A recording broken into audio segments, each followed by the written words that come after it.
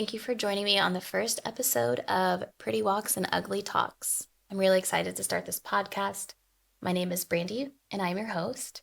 Today, joining me for our first episode and very first guest is Carrie. Hello. I'm so excited that you're here. Me too. Carrie and I met a few weeks ago, and it has been, for me, it was an instant friendship and an instant bond. I love continuously learning, whether it's through your writing or just your vibe and how you're learning to continuously grow. I think that's very important, and it's something that I'm at the beginning of. Yes, you're manifesting for sure. That's right. And this is a big piece. Yes. So instantly meeting someone and vibing with them is such a big deal for this stage that I'm in right now. Mm-hmm. So I really appreciate that.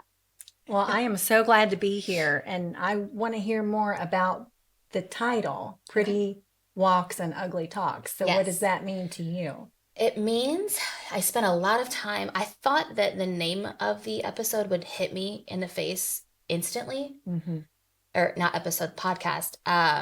And it didn't. And it was weeks and weeks of frustration because I thought that I know what I want this to be about. I know who I want to be eventually, what I want to be by my name, and that kind of the people I want around me.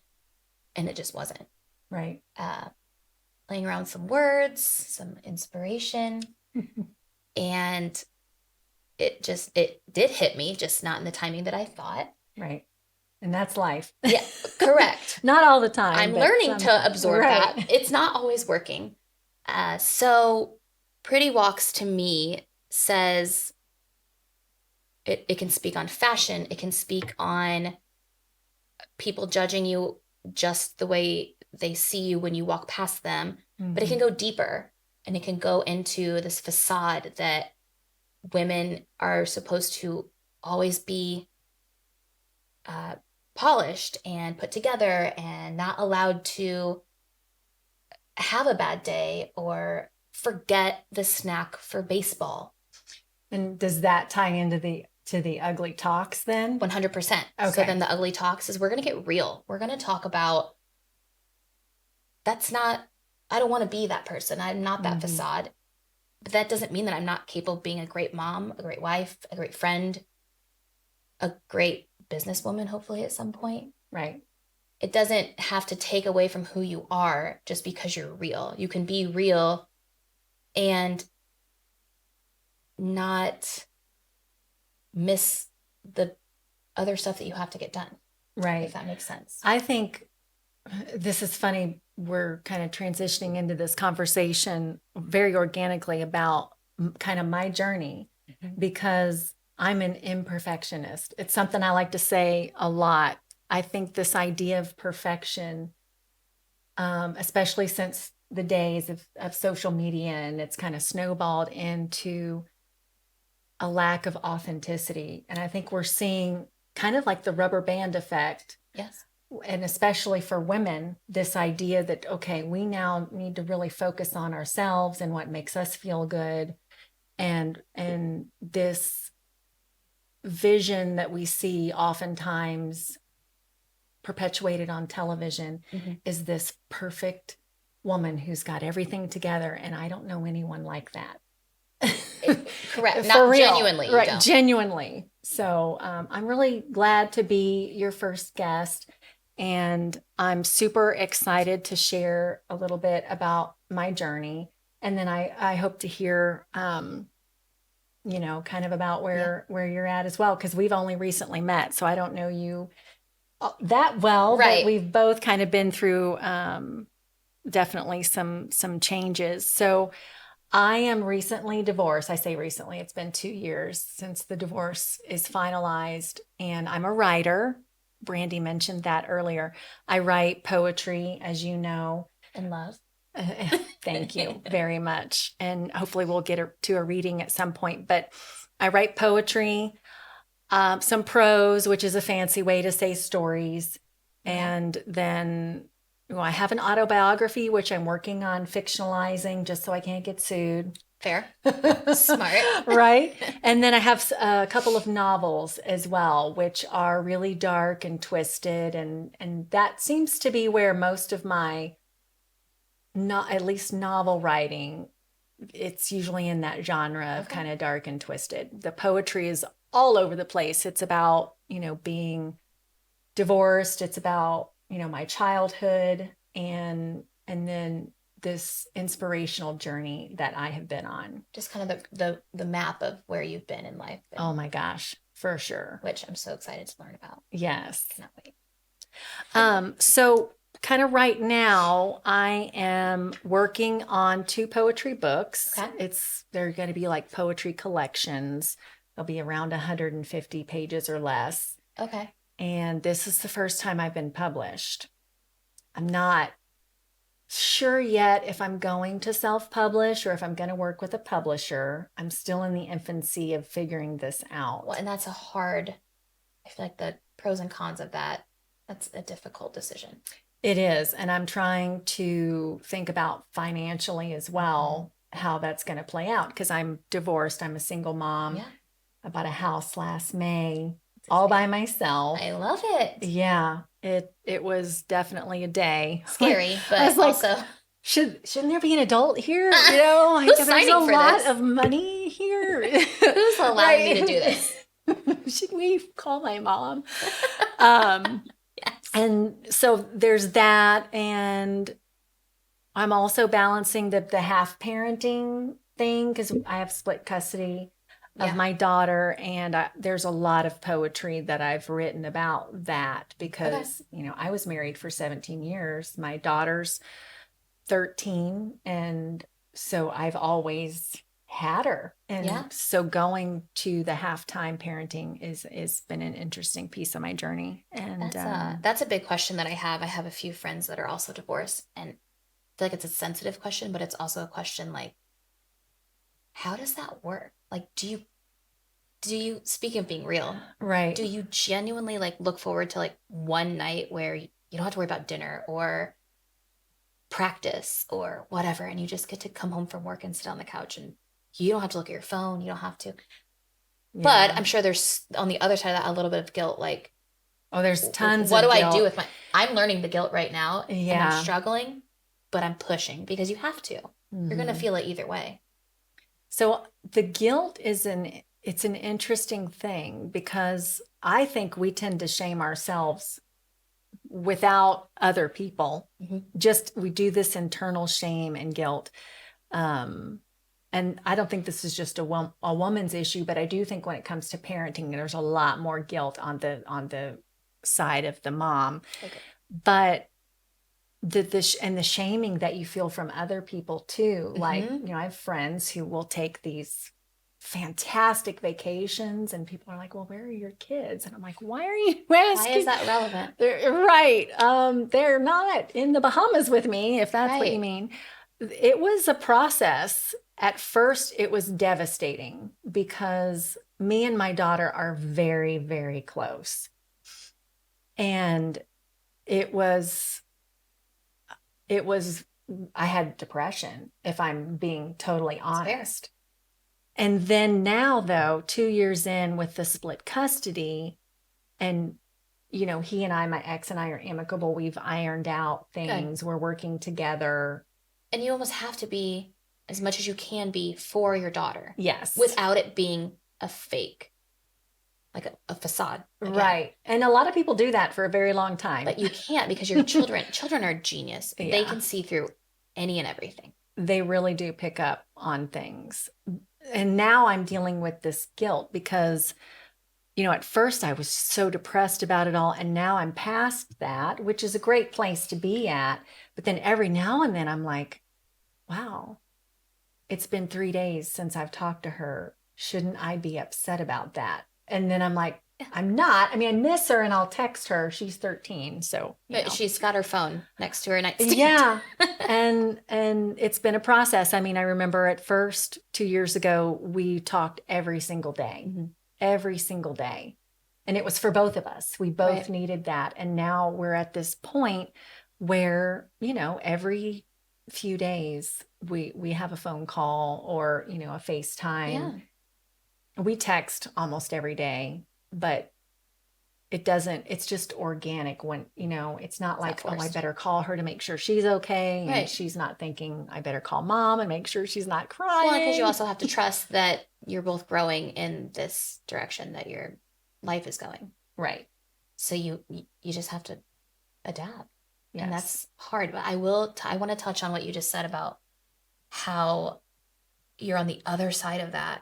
And then there's also the guilt there. I was just talking to a girlfriend yesterday on Mother's Day, and you've got to go for it. You're going to feel guilt either way. Yes. You're approaching the stage where they're more self-sufficient. Ish. How old are your kids? I have twin boys, and they'll be 5 in July. Okay. Yeah. So they're getting there. Yes. And they're in school. They're involved in sports. So they're getting their time. So it's time for me to start kind of working in that direction for myself. Otherwise, this family is never going to adapt to me having something other than making sure everything is perfect for them. Right. That's no way to live. It's not going to be perfect when you leave this house. So it's nice to start to mold them a little bit and say, there's other stuff going on. And I have stuff I want to do too. Right. But she was saying, you're going to feel guilt whether you sit at home with them every single day and you're angry and upset because you want more. Or if you're away from them, you're going to feel that guilt there too. So you choose your guilt. I like that. You choose your guilt. I really felt that when she said that, because at the end of the day, it's a hard pill to swallow, but your children are going to leave. And it's very important for me that they know that I'm capable of more. Whether they understand it or not, that's not my issue. But just knowing that mommy can do more than just like make a bomb ass lunch. Right. There's more to me than that. But man, my grilled cheese is the shit. I mean, it is the shit. It really is. It really is. Roy will tell you that. Oh, but there's more to it. My point being is the guilt it's going to come either way. And I think too, whether you have boys or girls, obviously I just have the one daughter. It's important that she sees that my identity is not solely in being her mom. Correct. Or being a wife. And for you, it's your identity as a woman to boys is not, just to your husband, or to the boys, saying an awful lot. Okay. But yeah, so I think it's important that the kids understand that independence, regardless of whether they're boys or girls. Correct. That everyone has an identity outside of being a parent. Yeah.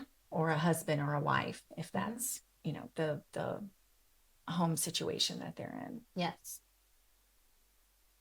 So our next point that I really want to cover is kind of we're going to do 3, maybe 4 episodes initially. Right. Together. Yes, together. And then hopefully you're going to pop in and out on episodes. I would love that. And read some poetry and then also just have episodes where we just hang out and talk. Right. So I'm excited for that. But I feel like our theme for the first 3 is kind of rewinding. So where are you now? Who are you now? And then we'll kind of trickle into how you got here. Right. And the backside of all of that. And then kind of wrap up and explain how this all works and how you get somewhere when when your life doesn't add up to that. Yeah, in my life for sure. No, spoiler alert, does not add up to me being a successful writer and self-publishing. But that does not determine your fate. And the circumstances you're born in certainly do not determine your fate. But in my instance, even the decisions that you make, even the bad ones, do not determine your fate. At any moment in time, you can change. 100%. And so I'm so excited to be here. I would love to read a piece if you don't mind. I think we would all love that. I have something that I think is a bit inspirational and kind of ties into the whole, your fate does not determine. Yes, I love it. It's perfect. Where you're at. Let's hear it. It is called Find Yourself. You have to find yourself before you can fix yourself. Start at the beginning. As far as you know, no need to relive the trauma. Be delicate as you go. Look among the rubble. There are glimpses of you. Of course, to survive, you became someone new. If you look hard, search very deep, you are there, just asleep. Find the hints sprinkled all around. Take them up, feet on the ground. Put them back, the pieces of you. Accept them all and be renewed. You have to find yourself before you can free yourself. Anybody else? I told Carrie I feel like she's either reading my journals or she's in my backseat every single day. I mean, her stuff just hits for me in the best and deepest ways. Thank you. I know that there are different perspectives to. I would love. So, how does that hit for you? Well, that for me says you got to break it all down before you can get where you want to be, and I'm just talking inside. I'm not talking to anyone else. If you're not digging deep into who you are, what you want to fix about that, the people around you and the atmosphere that you're surrounding yourself in, that plays into who you are inside. And if you don't like who you are and you're not changing those things, you're never going to be a better soul and a better person. And in that middle part, it's really hard because I said this to you a couple weeks ago when we first met. When you start to really push into who you want to be, and I think it's always who you've wanted to be, but you're just taking control of it. Right. It feels like you're losing a lot of people, a lot of experiences, a lot of day-to-day stuff because you're so engulfed in what you're focusing on and doing. But really what you're doing is directing your mind and your mindset and you're really going to bring in people that they go with that. Yes. Hence why you're here. Right. And what I find most interesting is yes, okay, there are people that may be left behind because they aren't supportive or they don't understand these new parts of yourself, which were really always there. For me, correct, these things were always here. I just, was in a situation where maybe I wasn't accepting of these parts of myself, or I wasn't allowed to be these things. And I think we're a little taking a little ownership of that middle part is something you have to do. Yes. Too. You have to say, this is who I'm going to be. This is who I want to be. I've always been this. I've just allowed other people to run over that part of me. And I'm not doing that anymore. And it's a really hard transition, kind of going through that right now. Right. But there is another side, and you either get on the bus with me or you don't. And either way, I'm driving it. So you pick.